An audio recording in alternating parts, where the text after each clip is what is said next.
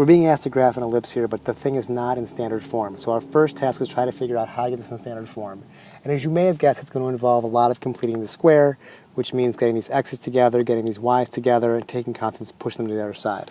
My first step is to go ahead and rearrange this so it's ready to complete the square. I'm going to pause the video, and when you're going to just see it pop up in a couple seconds.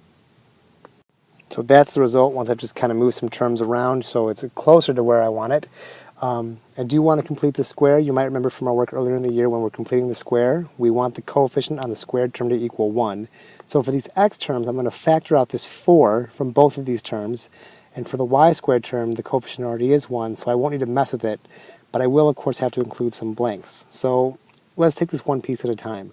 When I'm dealing with this, that 4 is going to come out because I don't want to have any coefficient on x squared.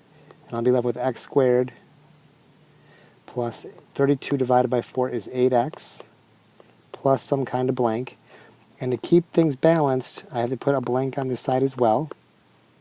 And then for the y portion of this, there's nothing to factor out, so I'll have y squared minus 6y plus some kind of blank. I'll have to balance that out with a blank over here. The next thing you want to remember is that the number that goes here in this blank is whatever half of this value is squared. So that will be, of course, 16.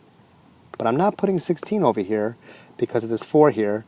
This 4 means what I've actually added to this side is whatever 4 times 16 is, or in other words, 64. So in this first blank, I've got to put the 64. And then in this blank over here, I'm going to take half of this 6 and square it to give me 9. And because there's no number chilling out in front, I'll put a 9 here as well.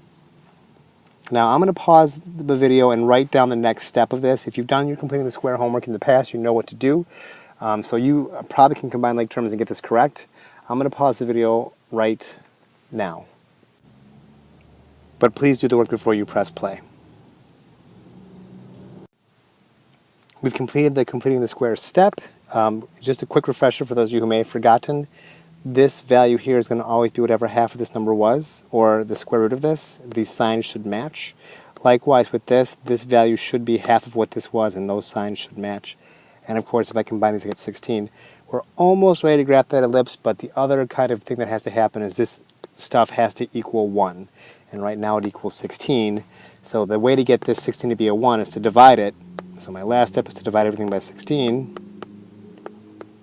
And my final ellipse in standard form is going to be, of course, x plus 4 quantity squared all over 16 plus y minus 3 quantity squared over, oh, wait a second, silly me, not 16.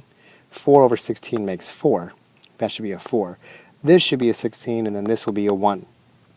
And then here is the correct graph. So you can see that it is centered 4 to the left and up 3, so I went 4 to the left and up 3, and from this point in the x direction I went 2 units to the right, 2 units to the left, I had dots there, and then from the center in the y direction I went 4 units up and 4 units down, and then drew an ellipse through those 4 points.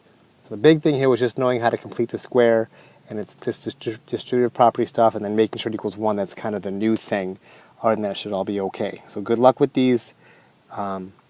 Be patient with yourself, and if you get them right, feel awesome about it, because this is pretty rough stuff to learn all by yourself, and you're doing a great job. Thanks.